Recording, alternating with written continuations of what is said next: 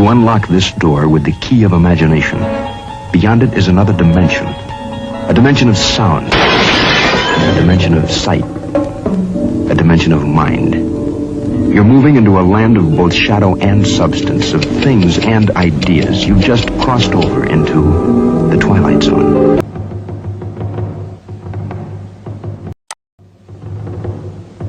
Wordsworth, Romney, obsolescence.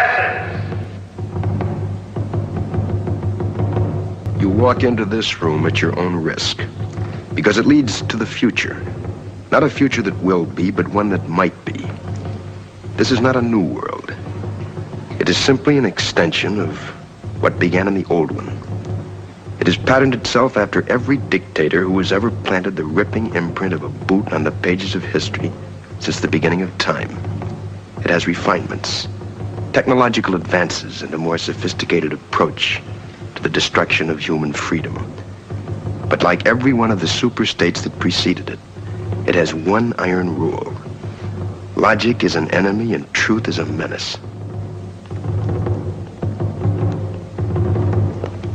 This is Mr. Romney Wordsworth in his last 48 hours on Earth. He's a citizen of the state, but will soon have to be eliminated. Because he is built out of flesh, and because he has a mind.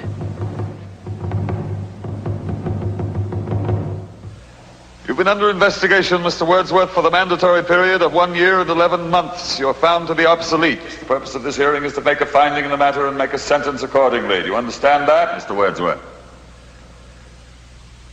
Your occupation, Mr. Wordsworth? A librarian, sir.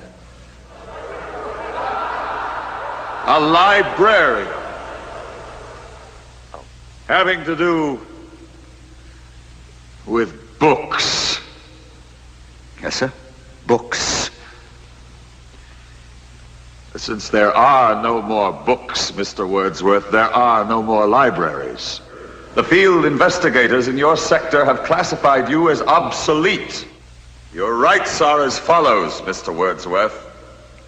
You are to be liquidated within a period of 48 hours.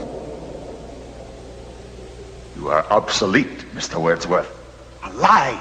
No man is obsolete. You have no function, Mr. Wordsworth. You're an anachronism, like a ghost from another time. I am nothing more than a reminder to you that you cannot destroy truth by burning pages. You're a bug, Mr. Wordsworth, a crawling insect, an ugly, misformed little creature who has no purpose here, no meaning. I am a human being. Delusions, Mr. Wordsworth.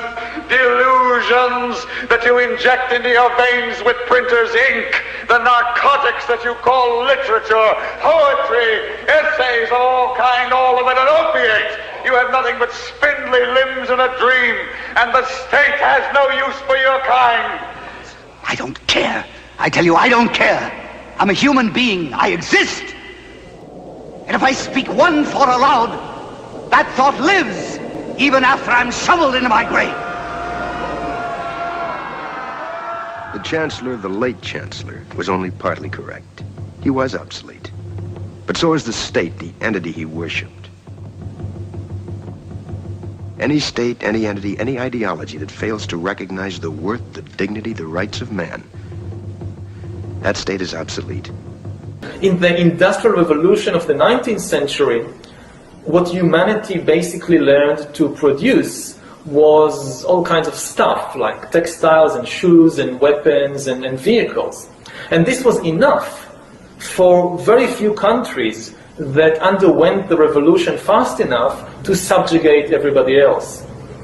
What we're talking about now is like a second industrial revolution, but the product this time will not be textiles or machines or vehicles or even weapons. The product this time will be humans themselves. We are basically learning to produce bodies and minds. Bodies and minds are going to be, I think, the two main products of the next wave of all these changes. And if there is a gap between those that know to produce bodies and minds and those that do not, then this is far greater than anything we saw before in history.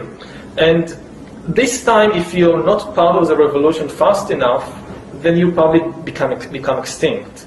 Once you know how to produce bodies and brains and minds, so cheap labor in Africa or South Asia or wherever, it simply counts for nothing. Again, I think that the biggest question maybe in economics and politics of the coming decades will be what to do with all these useless people. I don't think we have an economic model for that. My best guess, which is just a guess, is that food will not be a problem.